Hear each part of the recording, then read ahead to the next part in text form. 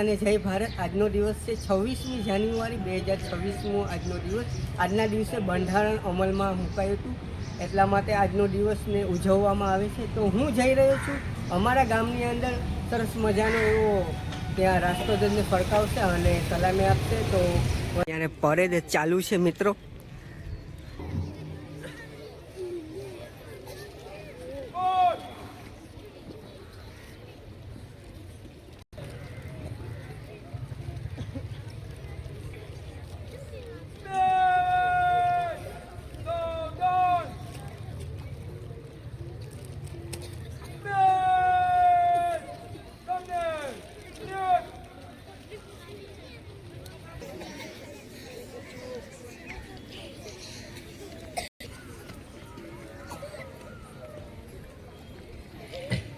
ચાલો તો ધ્વજવંદન વિધિની ગળીમાં અને માન સન્માન જળવાઈ રહે તે માટે આપણે સૌ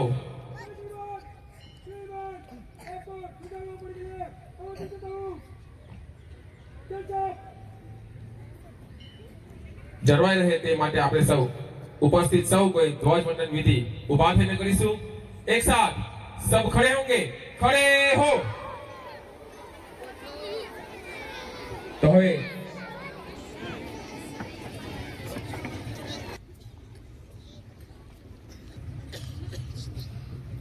एक साथ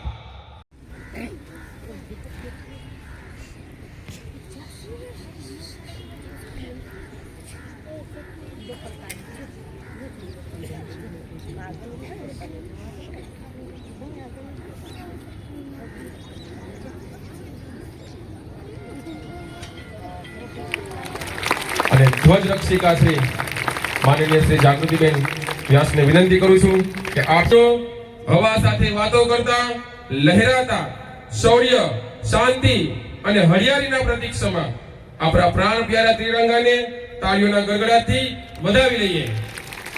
कौमी तिरंगे झंडे ऊंचे रहो जहां में है तेरी सर बुलंदी जो चांद आसमां में। वंदे मातरम, वंदे मातरम, कौमी नारा वंदे मातरम, कौमी नारा वंदे मातरम, कौमी नारा वंदे मातरम।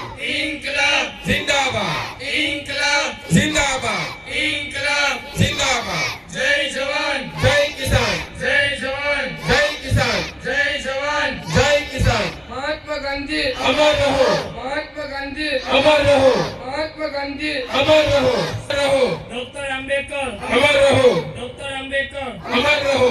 जवाहरलाल नेहरू अमर रहो, जवाहरलाल नेहरू अमर रहो, जवाहरलाल नेहरू अमर रहो। लोकमान्य अमर रहो, शहीद भगत सिंह अमर रहो, शहीद भगत सिंह अमर रहो। सुभाष चंद्र बोस अमर रहो, सुभाष चंद्र बोस अमर रहो, सुभाष चंद्र बोस अमर रहो। बिपिन चंद्रपाल अमर रहो, बिपिन चंद्रपाल अमर रहो, बिपिन चंद्रपाल अमर रहो। तोपे अमर रहो, ताटिया तोपे अमर रहो।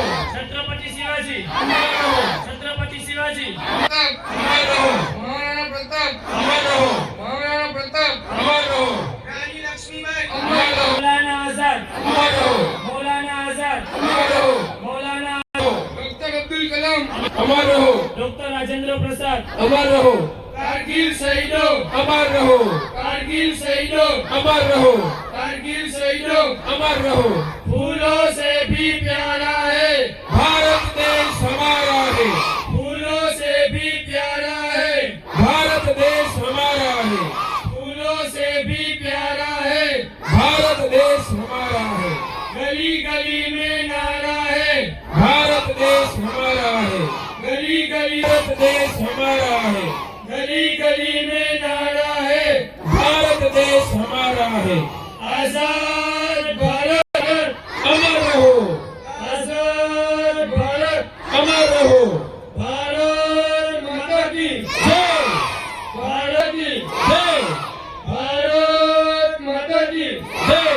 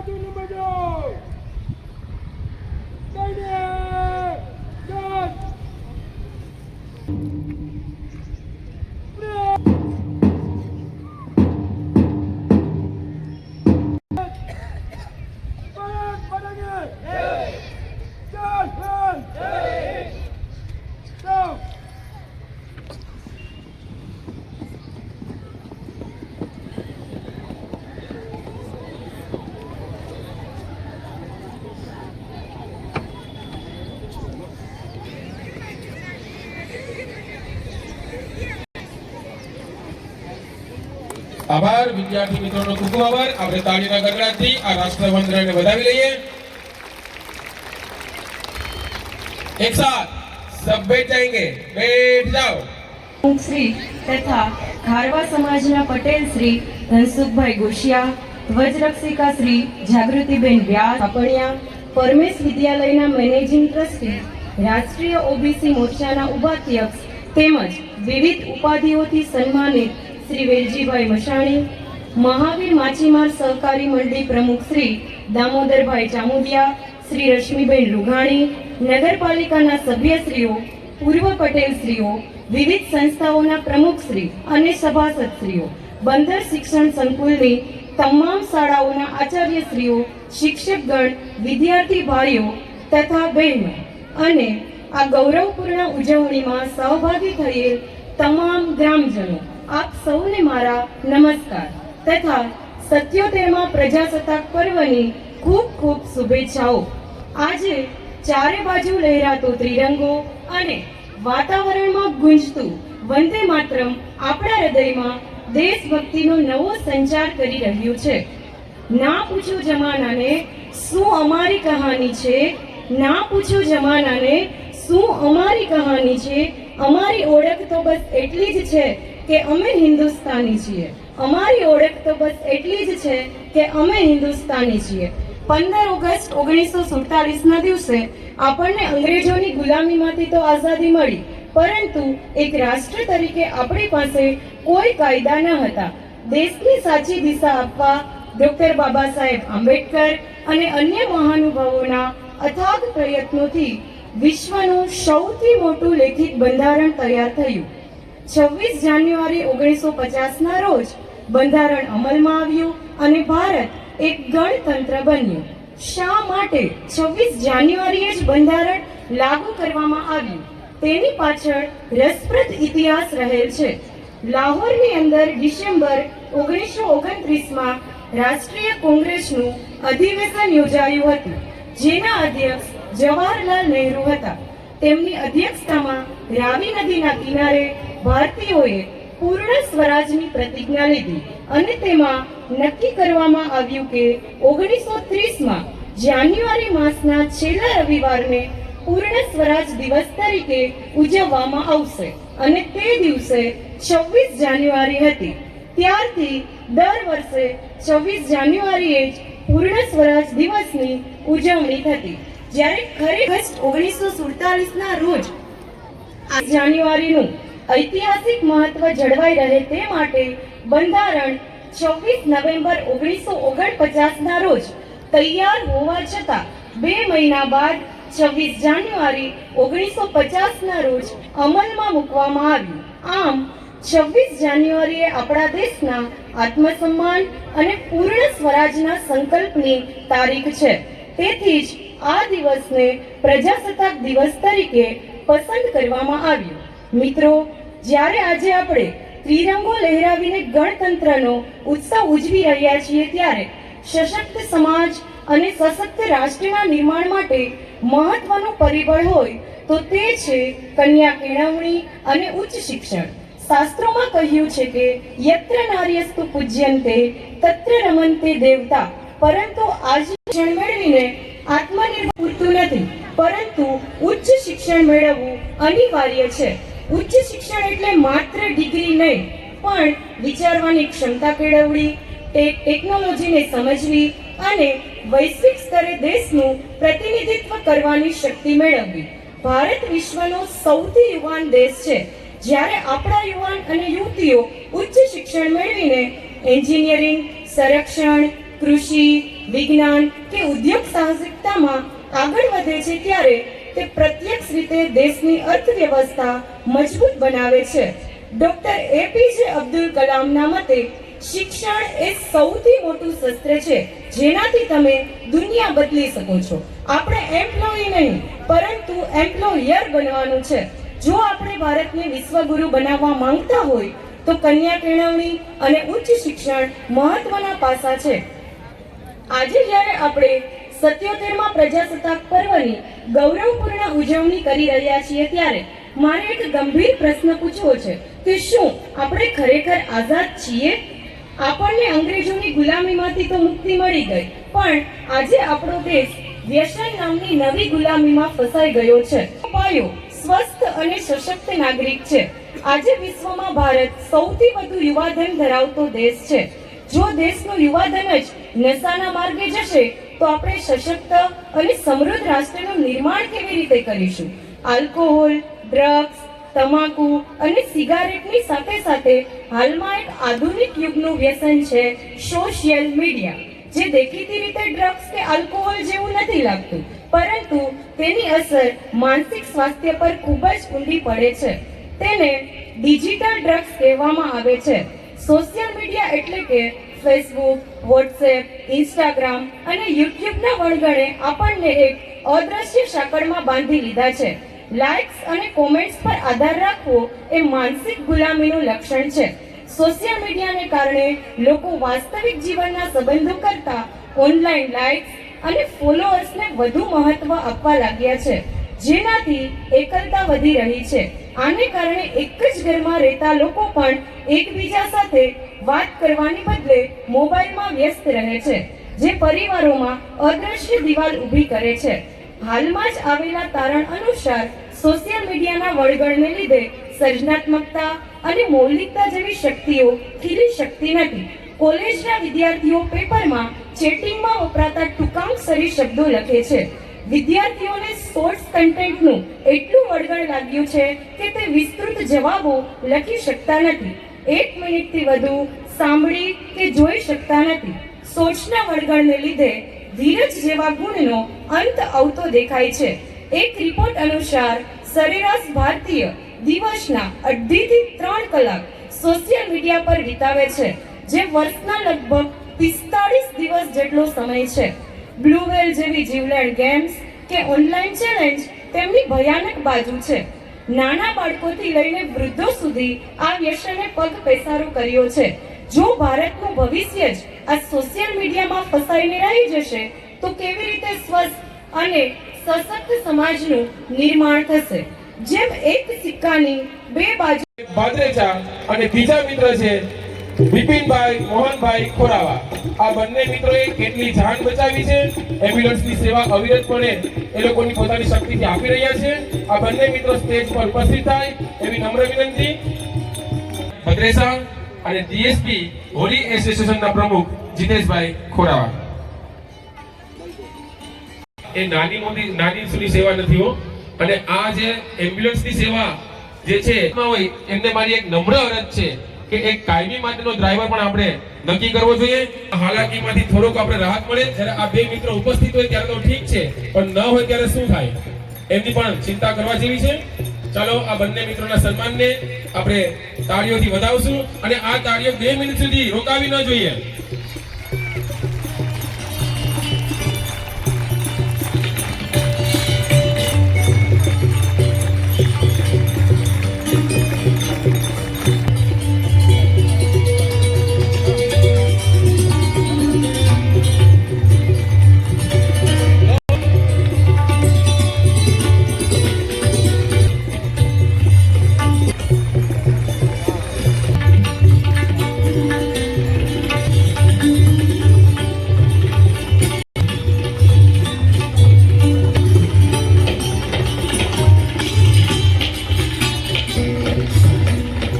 આપણે એમનું પણ આજે સન્માન કરીશું.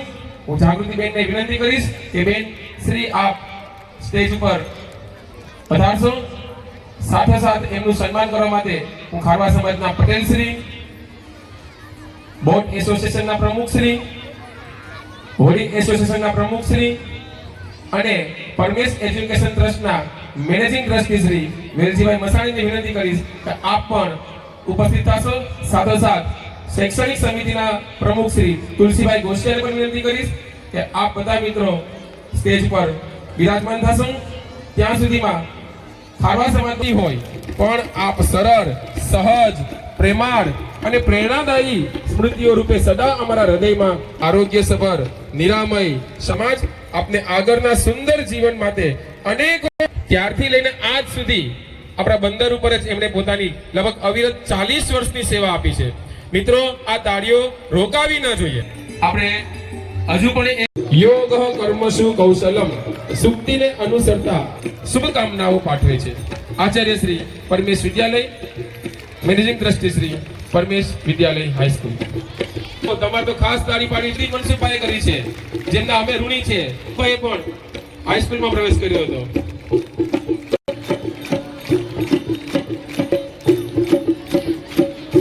તમે તેની પાસે ભણો છો?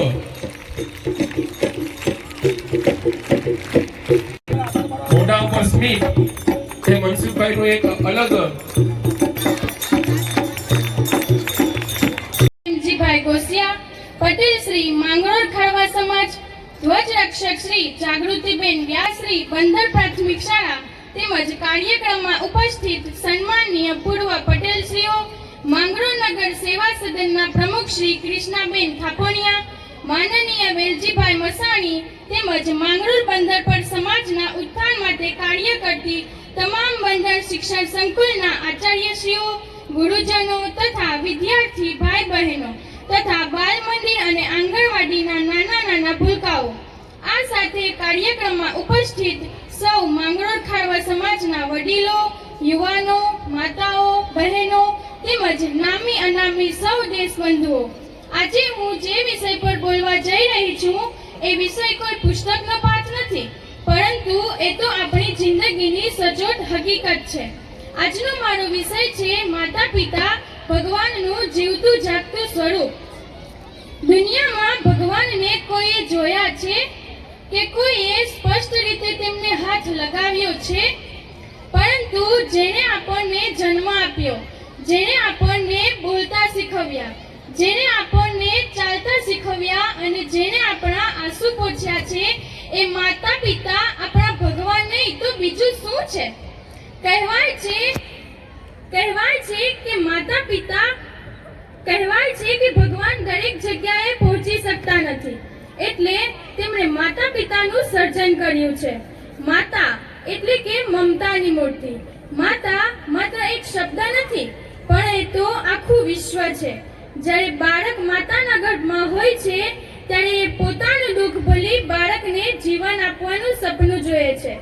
માતાની કોઈ રજા નથી કે કોઈ પગાર નથી, છતાં પણ તેની સેવામાં કોઈ કમી નથી.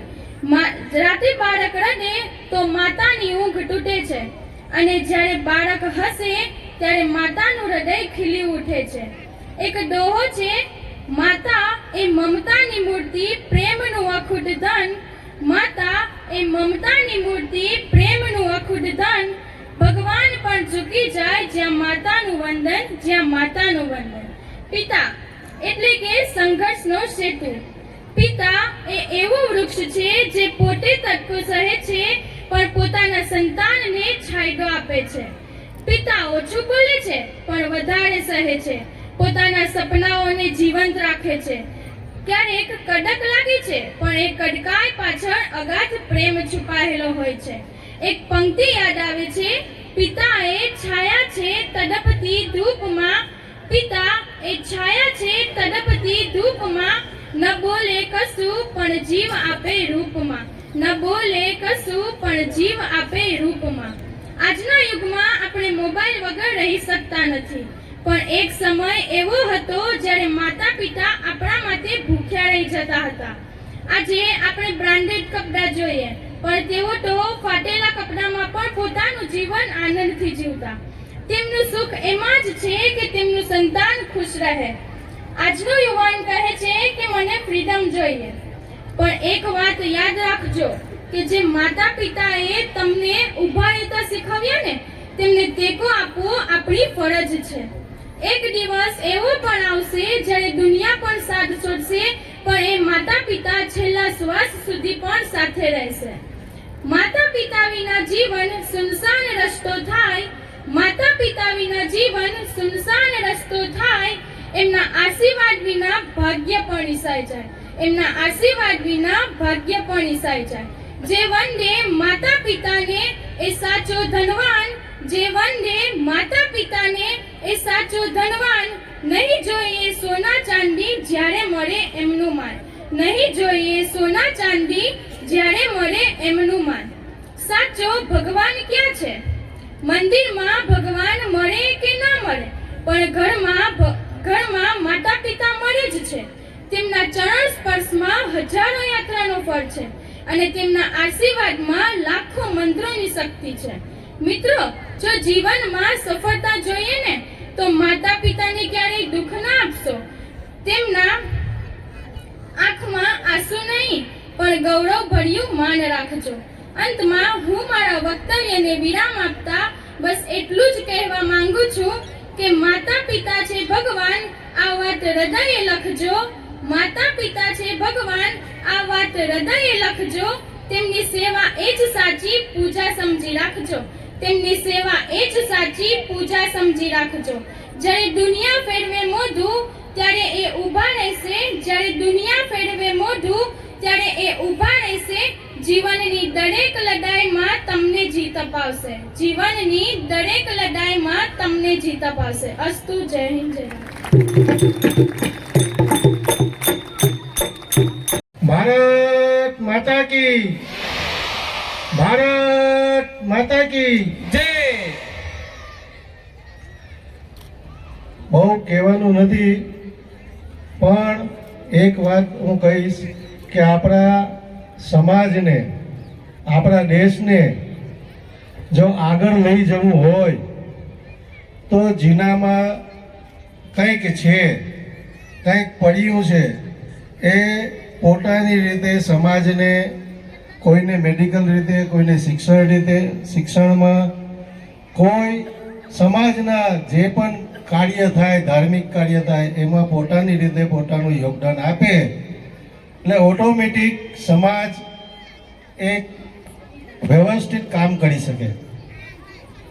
આપણી એક ફરજ છે, આપણા દેશને આગળ લઈ જવો હોય તો આજના જે આપણા વડાપ્રધાન છે નરેન્દ્રભાઈ મોદી, એને સાથે કે એની જોડે આપણે જવાની જરૂર નથી. તમારો કિંમતી મત એને તમે આપી દેવ એટલે તમારા ઓટોમેટિક કામ થઈ જવાના છે. આપણા મતની કિંમત સમજો. દેશને આગળ લઈ જવા માટે ખાલી તમારા મત સાચી જગ્યાએ આપો એટલે આપણો દેશ વિકાસ પામશે. આપણા બંદર પર ઘણા એવા મિત્રો છે, છોકરાઓ છે, એ પોતાની રીતે પોતાનું કામ કરે છે. હાઈ ક્લાસ તુલસીભાઈ છે, વેલજીભાઈ છે, આ એમ્બ્યુલન્સના જે ચલાવે છે છોકરાઓ છે, ક્રેનમાં કામ કરે છે, તનતોડ મહેનત કરે છે, બીજી રીતે એ સમાજના કામ કરે છે. આ રીતે જેના પણ જે શક્તિ હોય એ આપણે આપણા બંદર સાથે જો કામ કરીએ તો આપણું બંદર જરૂર આગળ વધશે. આટલું કંઈ હું વિનંતી છું. દેશબંધુઓ, માતાઓ, બહેનો, આ અમૃતકાળના 77મા પ્રજાસત્તાક દિનની આ મહામૂલી આઝાદીની અને ગણતંત્રની ખૂબ ખૂબ શુભકામનાઓ. જય હિન્દ, ભારત માતા કી જય. આજના 77મા પ્રજાસત્તાક દિન સમારંભના ધ્વજ પ્રમુખ શ્રી ધનસુખભાઈ પ્રેમજીભાઈ ગોસિયા, પટેલ શ્રી માંગરોળ ખારવા સમાજ.